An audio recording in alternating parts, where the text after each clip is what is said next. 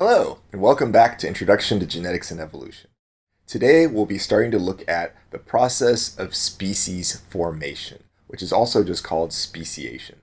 This is an area very near and dear to my heart because this is an area where, in fact, I've conducted quite a bit of research myself. And indeed, in one of the later videos, you'll actually see a little bit of the research that I did. But let's start a lot more basically. Let's start by going back a step to something we talked about way back in the beginning of this class. What are the two fundamental processes of evolution? Well, one of them, as we described it, is this idea of change within a lineage. That over time, we have this set of ancient forms that lead up to the modern form. So we have these horse ancestors, or at least contemporaries of horse ancestors, that were half a meter tall. And over time, leading to the present day, we see the modern horse, which stands on the order of 1.5 meters tall. This is what most of the class has been focusing on so far, this sort of change within the lineage, natural selection within a lineage or within a population, etc. The part we've sort of ignored up until now is this idea of formation of new lineages. That, again, horses, zebras, and donkeys shared a common ancestor very long ago, but over time we had these splits into one lineage leading up to the modern horse, one lineage leading to the modern zebra, one lineage leading to the modern donkey. Now, this lineage formation is what leads to the diversity of life that we see on the planet. So I have here just a couple of examples of animal life. Obviously, we can do this with all life and include fungi and plants and things like that. But as you see here, we have a multicellular ancestor, and then long after this multicellular ancestor, within the animal lineage, we have this early branch off to the sponges. We have a later branch off after we have the evolution of true tissues to these comb jellies. We have bilateral symmetry evolve. We have our various worms. That would be a C. elegans worm. That's a model system. We see later crabs, and starfish and humans are reasonably close related. Now, this is a tree of life where, lower on this tree is long, long ago. Higher on the tree up to here is the modern day. There are probably some branches that died off in there. But what would happen if there was never any branching? What would happen if there was no new lineage formation? Well, instead of the tree of life, we'd have something look more like the twig of life.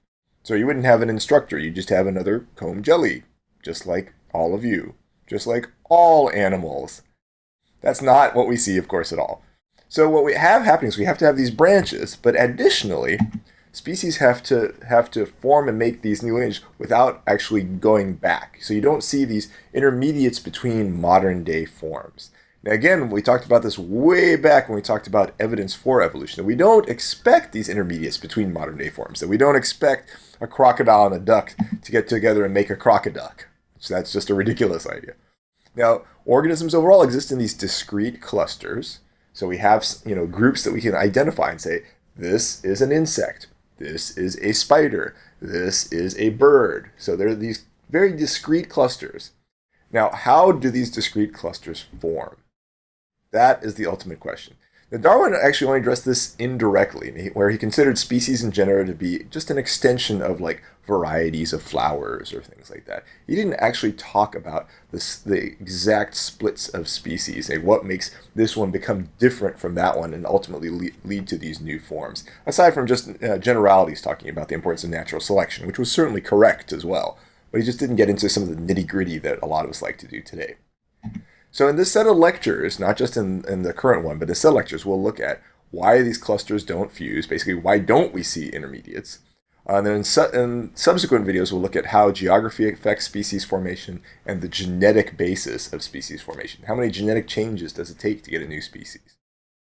Now, when you're looking at the origin of species, it's useful to have an idea of what the product is. So what is a species anyway? Well, on a practical level, you go outside, you see squirrels, or depending on where you are, maybe you see kangaroos and things like that, and you identify what they are not by their DNA sequence, but by looking at them, by appearance. So how different do you have to be? Well, I have here a picture of 4 different ducks. How many duck species are represented in that? Well, they don't all look exactly the same, but then again, all of you watching this video don't look exactly the same, yet we presume that we're all the same species. So how many different species of ducks are this? That's a tough question. Well, we can add in the males. You might have already guessed those are all female ducks. We add in the males. The males are quite different. But in fact, the males are actually more different from the females than the females are from each other. In fact, these actually are 4 different species of ducks, and just to give you an idea who pairs up with who, these would be mallards, these would be your pintails, etc. So they're in a diagonal relationship to each other. Now, we can't decide what species are based on appearance because of things like this, that oftentimes males of species look more different from females than they do from males of other species. So that's obviously a bad thing for using appearance for identifying species. So what the most widely used concept is for species is the idea of a gene pool. Who's in the same gene pool? And these gene pools are you can think of them as groups of interbreeding natural populations that don't exchange genes with other such groups. This has been termed the biological species concept, and it's probably the most generally used species concept out there. That basically, if we see groups, they interbreed, they produce fertile offspring with each other, that is a species. If we see another group, even if they look very similar, if they don't interbreed with the first group, different species. So the question is, what prevents this exchange of genes? And that is going to be a set of traits that defines the species. Well, these traits, I'll call them barrier traits. Some people refer to them as reproductive isolating mechanisms, but I'll just use this because it's a simpler term. These barrier traits can be grouped into 2 broad categories. One possibility is a trait that prevents interbreeding. Basically, it makes it so you don't interbreed with a member of the other species. And I'll give you some specific examples of these in just a moment. You may live in different parts of a common environment, so you just don't encounter the other type. You may breed at different times of day or in different seasons, or you're just not attracted to each other. That last one is very common. So for example, you go to the zoo, you see a chimpanzee, you're not inclined to mate with it. In fact, it's not inclined to mate with you either. So again, we're just not attracted to members of other species. Even though the chimpanzee is our closest living relative, we have no attraction to it. So this is the category where interbreeding doesn't happen at all. There's also the, accident happened. They did actually have a mating event, but this interbreeding doesn't result in gene exchange for other reasons. So this would be a case, for example, if the sperm don't fertilize the eggs of the other species or the seed of the other species from the pollen. Hybrids may die early in life, or the hybrids may live but are actually sterile. That last one, people always think of the same example. The mule is the sterile hybrid of the horse and donkey. So horses and donkeys are separate species. The mule is a sterile hybrid of the 2. In fact, I like a much cuter example. This is the zonkey. I love the zonkey. This is the sterile hybrid of the donkey and zebra. But look at its legs. It looks like it has socks. Anyway, let's talk about some specific examples of a lot of these traits. And I give you a couple right here. So first on habitat differences. So there's an interesting case with Rhagoletes fruit flies. These are true fruit flies, unlike Drosophila. They actually attack fruits on trees. Within North America, for one particular species called Rhagoletes pomonella, there are 2 races. They're probably well along the ways of becoming good species. One breeds exclusively on apple, as you see here, the picture of an apple here. The other breeds exclusively on hawthorn berries.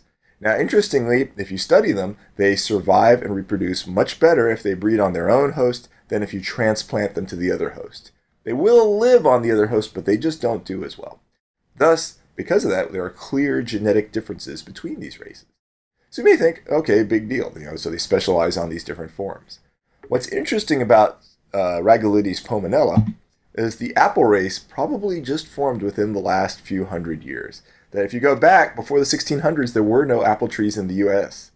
And in fact, in this particular example, it's likely that this happened just in the last 120 years, that we had this formation of this new apple race. It obviously used genetic variation that was present in the ancestor, but somehow it's made it so now they almost never interbreed with each other, the apple race and the hawthorn race, and they're better on their own hosts. So they're well along the way to species in a very short period of time.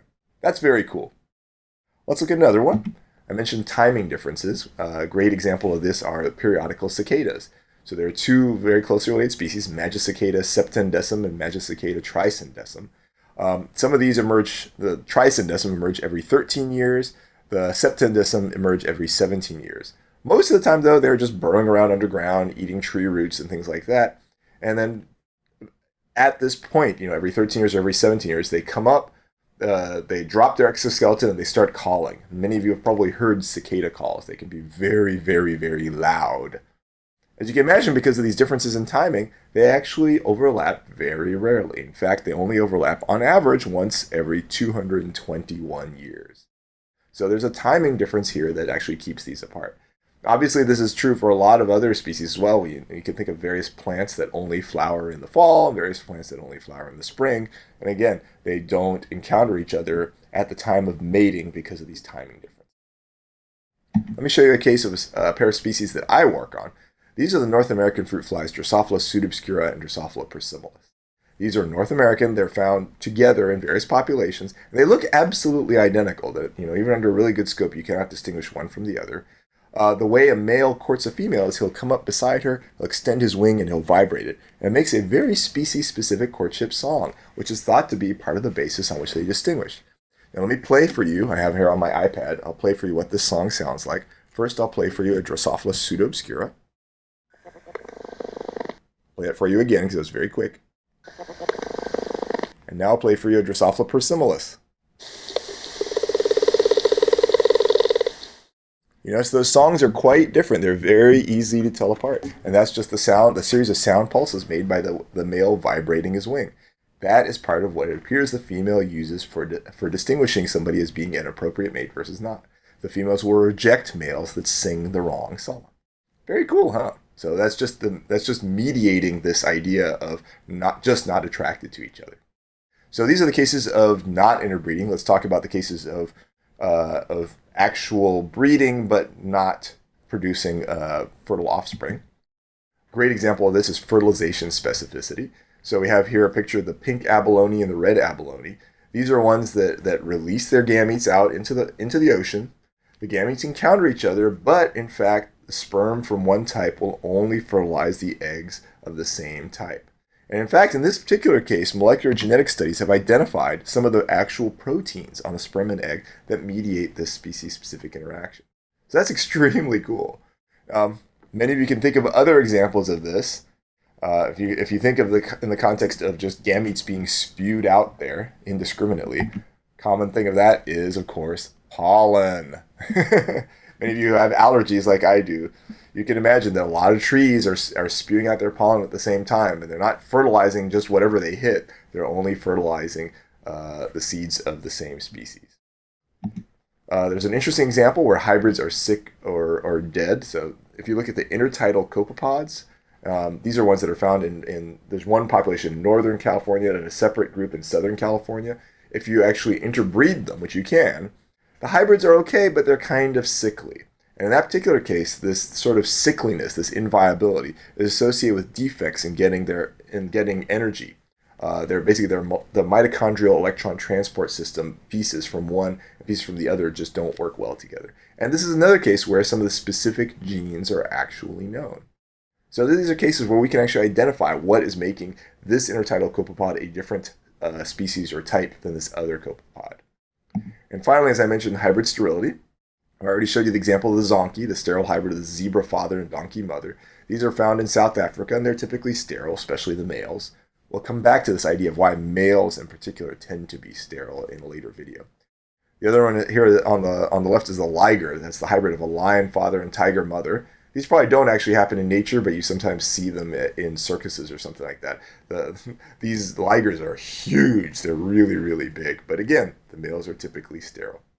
Now, I've talked about all these different traits, these hybrid sterility, mate discrimination, timing differences. I talked about them like they're all individual ways that species can be separate. But in fact, these barrier traits all act together. There are very, very few documented cases out there where you look at two species in detail and you only find a single one of these traits. Often you see all of them or most of them. That the hybrids are sterile and females are disinclined to mate with males of the other species, and there's a habitat difference. You often see a lot of these together. Now, the debates that you see among evolutionary biologists today are basically just whether some of these barrier traits are more common earlier in the divergence process than others. There are a few people who argue that, for example, these behavioral preferences tend to evolve earlier than hybrid sterility. May or may not be true. There's certainly examples both ways. But importantly, if you go back to the 1930s, thanks to the efforts of this fellow here, this is Theodosius Dobzhansky. He was a Russian geneticist who pioneered a lot of work on speciation. He made it such that a lot of genetic studies of species formation started to focus on looking at the genetic basis of these particular traits. Why is it that the courtship songs of species 1 and species 2 differ? What are the genetic changes associated with that? Why is it the hybrids are sterile? Well, let's dissect the genetic basis of this hybrid sterility. Now again, these barriers are not always perfect, right? There are estimates out there that suggest on the order of 10 to 25% of species will hybridize with at least one other species every now and then. And sometimes they'll even exchange a few genes. If the hybrids are not completely sterile, some of them might make it through. Some genes might make it through. This does not undermine the usefulness of this concept, that there are still parts of the genome of these species that are actually still distinct clusters. So you really should think of speciation not as a point, not a boom, now this is a new species, but it's a process. It's this divergence that happens over time. So just emphasizing this idea of parts of the genome, you might find hybridizing species that can exchange some genes but not others. So you might find, for example, let's say these are particular genes that are associated with hybrid sterility, these ones that are in different color. You might find that even though these species hybridize and some subset of hybrids are fertile, you'll find that this subset of genes don't move from species A to species B. So I depicted this as though, this is a pair of chromosomes from species A and a pair of chromosomes from species B. That, again, if you look at it genetically, species will sometimes exchange a few genes, but other genes will not flow between these hybrids. Now, there are some species that have hybridized for a very long time. And in fact, some hybrid zones have persisted for literally thousands of years, as best as we could tell. This shows you the two species Mus musculus and Mus domesticus. These are common house mice species. And if you look here between, say, Romania, Bulgaria, and Greece, domesticus is found in the lower part, musculus is found in the upper part. There's this area in the middle here, going through Bulgaria, where you see the hybridization, where you will find individuals that have part of a musculus genome, part of a domesticus genome. And this has been happening for a very long time. And you'll see that some genes will move across the hybrid zone from domesticus into musculus or vice versa, but some genes absolutely do not. They stay unique to musculus or they stay unique to domesticus. Now, there are a number of tricky areas in the study of speciation. These tricky areas include, like, what happens if species are geographically separated? Let's say that you have a set of elephants in South America and you had a set of elephants in Africa. There are no elephants in South America, but pretend. If you had these two populations of elephants, they're not exchanging genes. They are separate gene pools. Do you consider them a separate species? It's hard to answer that question. What if the groups are asexual? What if they just never interbreed? Like, is every individual bacteria a different species? Or is every bacteria the same species because they'll sometimes just spew out bits of genes? Again, tough things. And how much gene exchange is too much? I emphasize that you can have a little bit of gene exchange and still be considered to be good species. Again, tough question to answer. But just to recap, species are defined as diagnosable groups that don't exchange genes. Gene exchange is prevented by one or more of those barrier traits that I went over. And again, gene exchange does not need to be reduced to 0 for groups to be considered species. They just need to be diagnosable. You need to be able to say that is a herring gull, whereas this is a lesser black-backed gull or something like that. Well, I hope this was helpful. Thank you.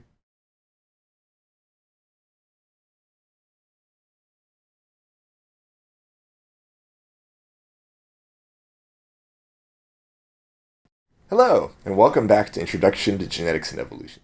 We've been looking at the process of speciation, or species formation. Now, speciation is what leads to this diversity that we have on the planet in terms of all the species that we see. Now, in the last video, we tried to understand where do all these different species come from and why don't they fuse with each other? Where do these clusters come from? We talked about the importance of these barrier traits. These are traits that prevent gene exchange between existing species. And those are what basically keep one species distinct from another. In this video, we'll look at the effects of geography and how that affects species formation. But the reason we're interested in geography is we want to know more fundamentally what makes new species evolve, and we want to understand the evolutionary processes involved. So what we're looking at happening here is the formation of barrier traits. When you have a barrier trait evolve, it separates one group from another group, you have a new species, because you've cordoned off some or all the genome from gene exchange. Again, you can have a little bit of gene flow and still be considered separate species. Okay, a little bit of gene flow between the two types and still be considered separate species. Now again, we're interested in the evolutionary processes. We're interested in the relative roles of, for example, random or stochastic processes. What is the importance of, for example, genetic drift? What is the importance of mutations that just happen to arise in one group that didn't arise in another group? Those would just be random. We're also interested in the different types of roles natural selection can have. So natural selection can act directly on traits to prevent gene flow. So for example, natural selection may directly favor a behavioral preference, and we'll look at an example of that later. Or natural selection may act more incidentally in the context of making these traits. It may be that it's beneficial for individuals in one particular population to forage on the tops of trees, and after they've done this for a while, they have a preference for foraging on the tops of trees, and then when they come back with their ancestors that foraged on the bottom, they just don't encounter each other. That would be more incidental. Now we'll look at each of these in the context of these models of species formation. The first model we'll look at is often referred to as allopatric speciation, and that is speciation involving geographic isolation. So I have here just 4 steps diagrammed out. You imagine you start off with one single population that's fully interbreeding. Then maybe something happens over time. Maybe a stream evolves that separates the population into 2 subpopulations, or perhaps a mountain range. Over time, changes may happen, such that this group evolves in one way, this group evolves in another way. But again, there's no interbreeding between the top and bottom group because of this barrier. It's not because of anything intrinsic to them. And then after a long time, when they come back together, they've happened to have changed enough that they don't interbreed or don't produce fertile offspring. So the big question is, what made these changes happen? What was happening in this period where, one was on one side of the stream, one was happening on the other side of the stream? Well, there are many possibilities. You may have had new random mutations that arose in one side that didn't arise in the other, and they spread and then they fixed eventually. You may have the abundance of gene forms or alleles just changed randomly on the two sides. So basically you had genetic drift. Another possibility is the environment was different on the two sides. Maybe one environment they were selected for tolerance to a particular chemical or tolerance to heat, something like that. And eventually, as a result of that, different alleles were favored by natural selection. But in all these cases, we did not have selection for the barrier effect specifically. The barrier effect was an outcome of random or selected processes, but it was not directly selected, because they didn't encounter each other at the time. So there couldn't have been selection to avoid mating with other species, since they never encountered the other population at all. So the concept that's important here is that gene flow is the homogenizing force in evolution. So if you cut off gene flow for a very long period of time, then it's easy to diverge into 2 differentiated populations. That's the fundamental basic principle to allopatric speciation. There's a lot of evidence for this. One line of evidence is we tend to see that species boundaries are associated with geographic barriers. So you see a lot of different species have the same species boundaries. So Point Conception, this is a place along the coast of California. That is an area where there are 21 species of snails, algae, and barnacles that have ranges ending here and then have a close relative on the other side. So there's 21 species on this side, 21 species on that side, and the closest relatives are on the other side. It suggests that there's some sort of break here. There's some sort of current or something that makes it so there's an absence of gene flow, and that allowed these forms to separate. There have also been experimental studies trying to recapture this allopatric speciation process. There's a famous one by Dodd from 1989 that did a selection experiment. So she started off with a single species of fruit flies. It's actually Drosophila pseudoobscura, the ones I mentioned earlier. One group was fed starch-based food for many generations. The other group was fed a different sort of sugar, maltose-based food for many generations. So after 8 generations, when she brought them back together, it turned out that the ones that bred on starch tended to prefer to breed with others that bred on starch. The ones that bred on maltose tended to prefer to breed with others that bred on maltose. It wasn't a perfect preference, but there was definitely a preference that was observable in that regard. So just by virtue of some incidental selection to, preferring maltose food or consuming maltose food or consuming starch food, we had this behavioral preference evolve. So that's kind of cool. Now that was a simple model of allopatric speciation. Let me give you now allopatric speciation with a little twist.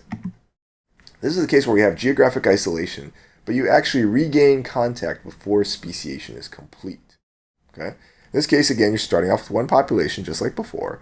You're separated by your stream, just like before. Changes happen, so you have this start of evolving to new species. But in this case, before they are all the way at good species, they actually start to encounter each other. So that they're somewhat different, but they're not completely different. And we have, for some reason, continued divergence in the formation of barrier traits. Now, this is related to the concept of reinforcement. Now, reinforcement comes from this idea that hybridization is bad, right? That anything that facilitates organisms passing on their genes will be favored by natural selection, of course, right? It's always good to have as much of passing on your genes as possible in terms of fitness. Now, species hybrids are very often sterile or have somehow reduced fitness. And this may be true in this beginning of evolution, that maybe the hybrids aren't completely sterile, but they're a little bit more sickly than the within species types. As a result of this, producing sterile hybrids is costly.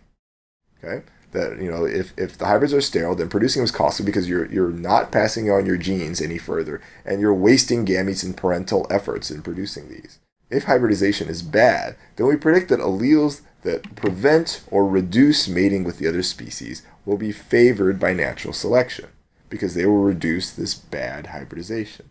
That essentially, if you preferentially mate with your own type, you will produce all offspring that are fertile and viable. If you mate at random, then you will produce some sterile or less fit offspring. Therefore, there's a preference or there's selection favoring alleles that will make it so you preferentially mate with your own type. So this selection will only operate in populations where you can mate with the other species. Right? If there's no choice but your own species present, then there's no selection for that. So we predict that this reinforcing selection should only operate in populations where you can mate with the other species. Well, this relates actually to my dissertation study. If you go back to 1995, that's me in 1995 with more hair, I worked again on Drosophila pseudoobscura and Persimolis. Just to recap, these species look exactly alike. The hybrid males of these species are sterile, so there's definitely a cost to mating with the other species because half your kids are sterile, and they're bad at passing on genes, of course. The hybrid females are fertile, right? So there's some conduit for potential gene exchange. They do mate in nature, but not very much, and they're native to North America. Let me show you their ranges. This shows you the range of Drosophila pseudoobscura and Persimolis. The yellow indicates where pseudoobscura is found by itself. The red indicates where both pseudoobscura and Persimolis are found. Now, if hybridization is bad, if you're having selection favoring better discrimination against mating with the other species, would that selection operate on Drosophila pseudoobscura here in the yellow population? Would there be selection there to preferentially mate with your own type? Or would there be selection here in the red populations preferentially mate with your own type? Think about that for a minute and try this in-video quiz. Well, I think that was pretty easy. Or at least I hope you found that pretty easy.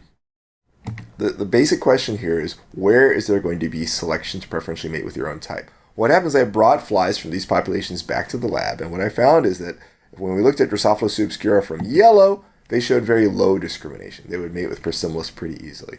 When I brought Drosophila pseudoobscura from the red populations, they had very high discrimination. They were very reluctant to mate with Drosophila persimilis. So that is consistent with this idea of reinforcement, that selection directly favors a behavioral preference.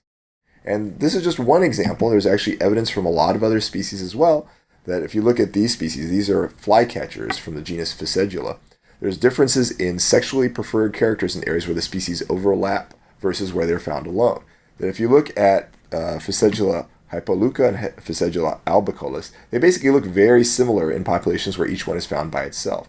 In contrast, when you look in populations where they're found together, hypoleuca has a much more brown appearance. So again, they've adopted this different look through the sexual selection pressure. And generally speaking, this is another one species example. Generally speaking, when you do surveys across species, you tend to find that co-occurring species show higher mating discrimination than geographically separated ones when brought together in the lab. So this is looking at variation among species rather than variation within species. So this all lends credence to this idea that there can be selection for stopping mating with the other species. Now, what traits can be selected? Now, habitat differences between species can prevent making bad hybrids.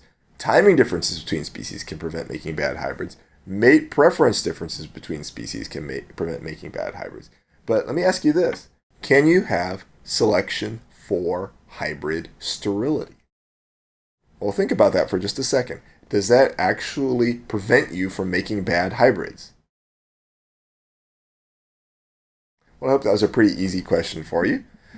In fact, the answer is no. Hybrid sterility is too late. You've already made the bad hybrid, so it doesn't actually help you to ever have hybrid sterility. In fact, there's almost no circumstance that you can find where you can actually have natural selection favoring making sterile hybrids.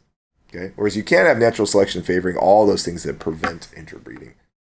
The last model I introduced to you briefly, this is the case where you have no geographic isolation. This is often referred to as sympatric speciation.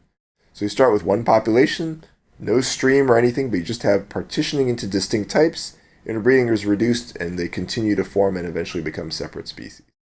This probably requires very strong natural selection. Now imagine if you have distinct niches, and imagine in the course of adapting to these distinct niches, it makes it such that if you actually are intermediate in some sort of form, if you're not adapted to niche 1, if you're not adapted to niche 2, you're actually bad in both. Or if you're a frequent switcher, you're actually bad in both. That would make a situation where you could potentially have this sort of split happen. That there are trade-offs associated with adaptation to niche 1 versus niche 2. Now, there is some evidence for sympatric speciation. It's not very common, but it might happen at some frequency out there. Probably the best example is that of the crater lake cichlids. These are ones that have shown distinct habitat adaptations. They've diversified in their feeding apparatus, as you see over here, and they have diversified in color patterns, so we actually see behavioral preferences associated with those. With these crater lakes now, they are open where individuals can swim from one niche to another. So there are these niches there. The nearest relatives are nearby, but we've had this diversification into forms just in one area.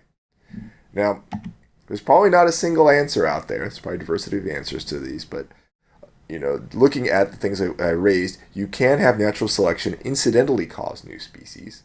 We saw that in the allopatric example, and specifically that artificial one that I mentioned with the starch and maltose foods. You can have natural selection directly drive or help formation of new species. That is what you tend to see in the context of reinforcement. Random processes almost certainly can contribute. The big question, and this is the kind of thing a lot of speciation researchers struggle with, is how often do each of these things happen? I mentioned, for example, that sympatric speciation is rare. You probably can find a biologist out there who might say it's actually quite common. We don't know. The real answer is we don't actually know. It just seems like it should be hard, but we don't really know because it's hard to test these things. So, just to recap, from geographic patterns, we can sometimes infer the evolutionary processes that drove these splits. That we have evidence for diverse modes of species formation. So we have evidence for allopatric speciation. We have evidence for reinforcement. We have a little bit of evidence for sympatric speciation. And these suggest there are diverse roles for natural selection and random processes. And finally, the big question now is the relative frequency that all these things happen. So we shall see. Thank you very much.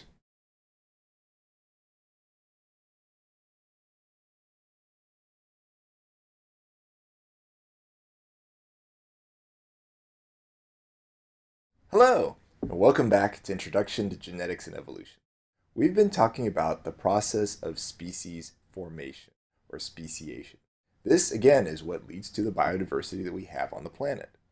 So far, we talked about the formation of different clusters. Basically, what is it that makes one species genetically distinct from the others? The fundamental piece is they do not exchange genes, or at least they do it at a very, very low level. The things that prevent gene exchange are these barrier traits. We then talked about the geography of species formation. We talked about how some species are formed in geographic isolation or by allopatric speciation, and others seem to just split off, and this would be sympatric speciation. We also talked about direct selection for species formation in the context of reinforcement. What we'll do now is build on all these to look at the genetic changes needed to make a new species. What is the genetic basis of speciation? Well, as I mentioned earlier, the genetics of species formation is the same as the genetics of these barrier traits. Why is it that species 1 has a preference for this particular sound, where species 2 has a preference for a different courtship sound? Well, it's because there's an underlying genetic basis to it. Now, by knowing the genetic differences between species that are causing these barrier traits, like this difference in courtship song that you heard, we can see the genetics of species formation. The problem we have, though, is there's an intrinsic contradiction, that we can't do genetics between species easily because, by definition, we can't get crosses to work. So how do we do this? Well, we get around this problem by using incompletely separated species. Now, importantly, barriers are not always perfect, right? That we can actually have a little bit of gene exchange between things we consider to be good species. And sometimes these barrier traits are actually weaker in the lab than they are out in the wild or in nature. The other thing is that when we look at hybrids, and specifically whether hybrids are sterile, we sometimes see that one hybrid sex is sterile or dead, and thus we can study the genetic basis of crosses between those two parental species by using crosses to the other hybrid sex. Now, we'll focus on hybrid sterility in this particular video. Now, obviously, you can study the genetic basis of any of these barrier traits, and those are fundamentally important to studying speciation. But why is it that hybrids are sterile? Well, again, hybrids only have the alleles of their parental species.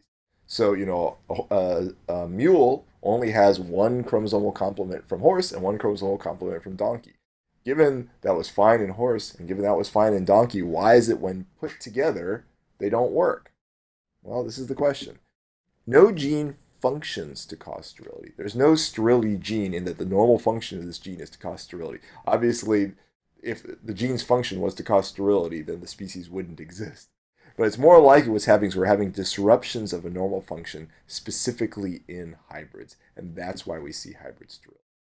Now, it's thought that the interactions that are causing hybrid sterility are from alleles from one species with alleles from the other, because otherwise you would see sterility within species as well. So what we can do is we can try to map hybrid sterility within the genome through QTL mapping, just like we discussed it before.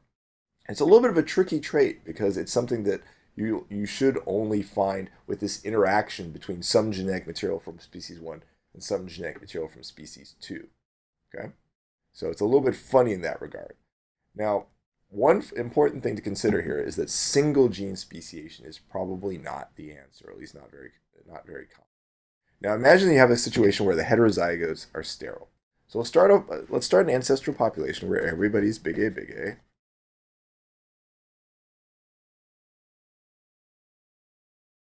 And let's say that big A, little a is sterile. Well, we have the first mutation to little a occurs. So here's an individual who's big A, little a. Well, what's going to happen? Well, we said this individual is sterile, so boop, gone. So you can see there's a problem with single gene speciation. If you just have a single mutation that leads to this other form, and since it will always arise in a hybrid, you can't have two simultaneous mutations to little a that come together. You can't actually get this. This is the problem referred to as underdominance. And we saw this before, right? That selection will always favor the loss of the rare allele. We talked about this in the context of natural selection earlier when we looked at different forms of natural selection.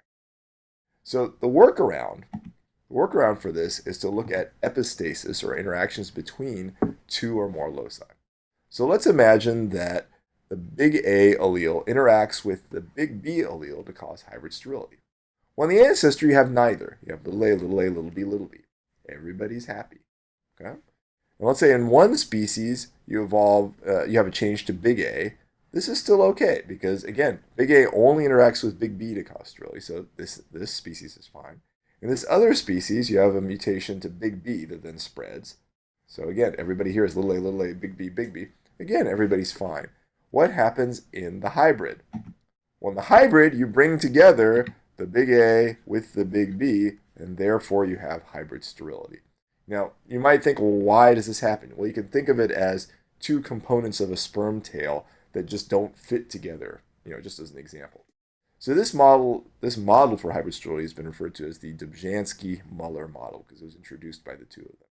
So this is the workaround against this underdominance problem. And it's thought that this is the kind of interaction that may be associated with a lot of hybrid sterility that we see out there. This is the kind of genetic change we expect.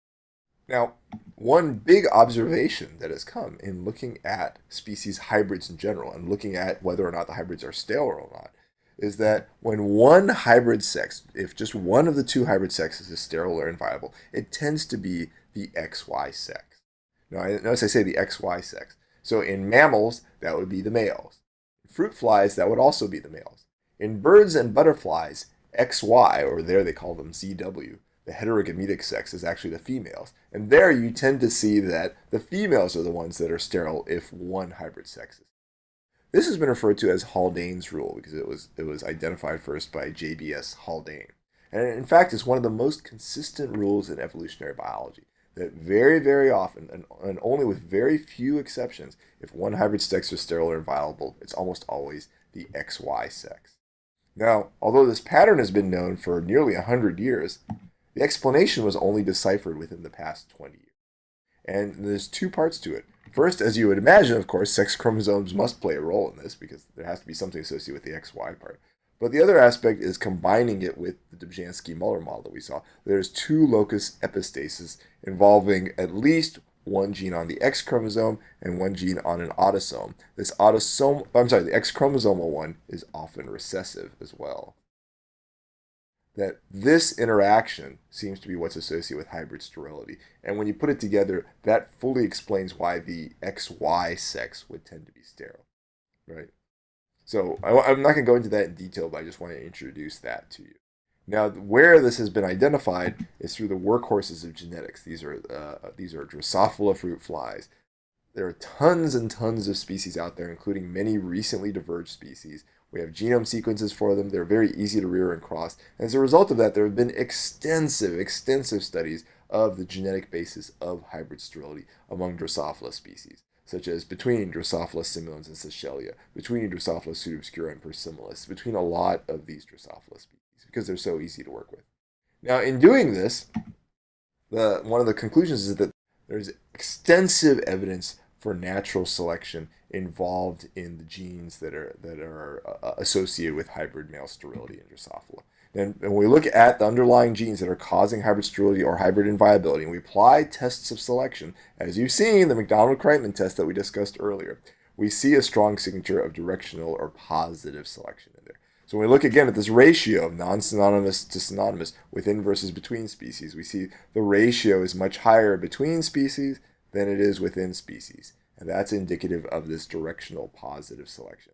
In this case, it's highly statistically significant. So this is the example from NUP96, which causes hybrid inviability in crosses between Drosophila melanogaster and Drosophila simulans. Now, you may be wondering, why is it you have this natural selection? Why did natural selection cause these genes to change in a way such as to make the hybrid sterile? Well, we already talked about how you can't have selection directly favoring hybrid sterility because it's too late. You've already made the hybrid, so this can't be reinforcing selection. This is not going to be a direct effect of selection, but it should be something incidental. So what is it selection was actually favoring? Well, one possibility is fertilization. You've had very strong selection for fertilization competitiveness. Remember when we talked about the NDS test and the McDonald-Kreitman test? One of the categories of genes that evolved the fastest under the strongest positive selection are those involved in fertilization. Now, because part of this is that females from many species will mate multiple times, you have this sperm competition going on, and you want your sperm to be the best at fertilizing even in a competitive scenario. This will potentially cause rapid evolutionary change and very, very strong selection. And a potential outcome of this are that some of these changes incidentally cause sterility in hybrids. There's no cost to this because the sterility is in hybrids. It's not within species. Selection is only focused on what's going on within species. So this is thought to be one of the potential forces driving this rapid evolutionary change. So overall, we have to say that Darwin was right. So here's a couple of quotes from his famous book. Hybrid sterility is not a specially endowed quality, but is incidental on other acquired differences. That seems right. And it's caused by hybrid's organization having been disturbed by two organizations having been compounded into one. Again, natural selection appears to be a major contributor, so he's good. He's right. This is true for hybrid sterility. This is also true for a lot of other barrier traits out there. So let me recap very quickly. Sterility is often a result from an interaction between genes on the X and genes on the autosomes. So autosomes are the other chromosomes besides the X and Y chromosome. Recessivity of genes on the X is what creates this Haldane's rule. I didn't go into that in detail, but I just mentioned that to you in passing. And importantly, natural selection seems to be involved in driving these gene forms. So overall, we've talked about speciation in a lot of ways. We've talked about why these clusters didn't fuse because of these barrier traits and why we don't see intermediates. We've talked about the importance of geography and how we can use geography for interpreting the processes driving species. And we talked very briefly about the genetic basis of species formation. Now, there are several implications to all this. Now, as you all know, there's been a lot of human-induced habitat destruction out there. And as a result, direct result of that, the number of species worldwide has gone down dramatically. We've seen more extensive loss of species just recently than people have seen in many of those huge calamities that have happened upon the Earth. This is bad for humans too. And we may like to think, oh, whatever, that we don't need those species, but it's bad for humans too because it's increasing our vulnerability to flood and drought. It's increasing crop failure. It's increasing the spread of disease. We have more water contamination. Now, importantly about this sort of research, we're looking at the other end of the process. So extinction is the end here of what humans are creating extensively, but understanding how species form lets us have some idea of the input to this process. Unfortunately, not only are we losing existing species, but we're actually losing species that are just beginning to form. So if you look out here in Lake Victoria, there's been a lot of eutrophication, basically a lot of nutrients dumped into the water as a result of human activities. This makes the water a lot more cloudy or turbid. Now there are these fish there, these Lake Victoria cichlids. They choose their mates based on coloration. Since it's so cloudy now, they actually are not as good at choosing their own type. That they actually are breeding closer to random because they just can't tell anymore. So what's happening is we're starting to see a lot more hybridization between species. These are things that were starting to form into new species, and now they're sort of collapsing back together. So there are some species that potentially would have formed that now won't. So not only are we killing off a lot of species, but we're turning down the faucet on the formation of some new species as well. Food for thought. I hope you all enjoyed this set of videos on speciation. Thank you for your time.